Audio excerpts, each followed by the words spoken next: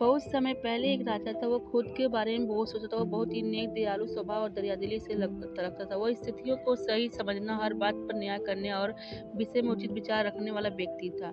राजा की 3 बेटियां थी। एक दिन उसने अपनी बेटी को बुलाकर कहा, मेरे पास जो भी है वो सब तुम्हारा है। तुम तीनों के मुझसे ही जीवन मिला। मेरे इच्छा अनुसार ही तुम तीनों का भूत, वर्तमान और भविष्य बना हुआ है, जो आगे भी ऐसा ही बना रहेगा। मैं ही तुम तीनों का भाग बनाता हूँ। राजा की यह बात सुनकर उनकी 2 बेटियों ने शांत मन से राजा की बात में हामी भर दी, लेकिन तीसरी बेटी ने ऐसा नहीं किया। उसने कहा, नहीं, मुझे तो नहीं लगता कि आपके हाथों में मेरा भाग्य है। राजा की इस बात सुनते ही गुस्सा आ गया। उसने अपनी तीसरी बेटी की कही बात को एक चुनौती के रूप में स्वीकार किया। उसने खुद को अपनी तीसरी बेटी को सामने सही साबित करने की ठान लिया और उसे जेल में बंदी बना दिया। उस वजह से राजा की तीसरी बेटी कई सालों से जेल में बंद थी। राजा और उसकी बाकी बेटियां राजसी जीवन जीते रहे।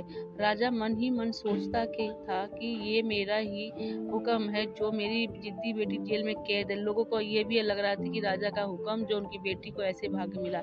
उसकी प्रजा के लोग भी यही सोचते थे कि उन्हें लगता है कि राजा की तीसरी बेटी ने जरूर कोई गलत कार्य किया होगा, तभी उसे जेल में कैद करके रखा गया। वरना कोई भी पिता अपनी बेटी के साथ भला ऐसा क्यों करेगा। राजा कभी कभी जेल में कैद अपनी तीसरी बेटी से मिलने के लिए चला जाता था। उसकी बेटी बहुत कमजोर हो गई थी, लेकिन कभी भी उसके विचारों में ये बदलाव नहीं आया।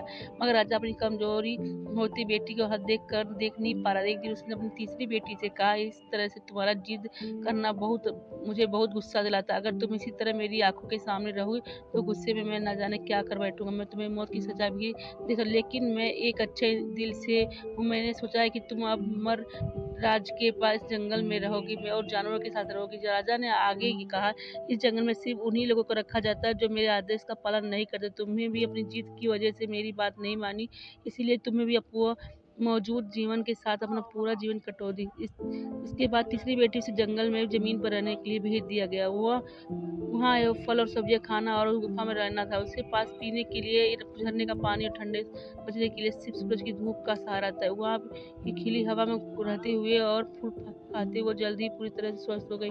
उसने कहा, वो खेती करने की शुरू कर दी। गुफा को उसने घर की तरह सजा दिया और खुशी खुशी रहने। एक दिन वहाँ एक भटकता हुआ राहगीर आ पहुंचा। उसे देखते ही राजा की तीसरी बेटी से प्रेम हो गया और दोनों खुशी खुशी रहने लगे। उस जंगल में उन दोनों के अलावा और भी कई लोग रहते थे, जिनकी मदद से उन्होंने उस जंगल में एक शहर के रूप में बदल दिया। कुछ ही साल में राजा की तीसरी बेटी और राजगीर शहर के राजा रानी बन गए। अब उनके शहर की चर्चा दूर दूर तक होने लगी।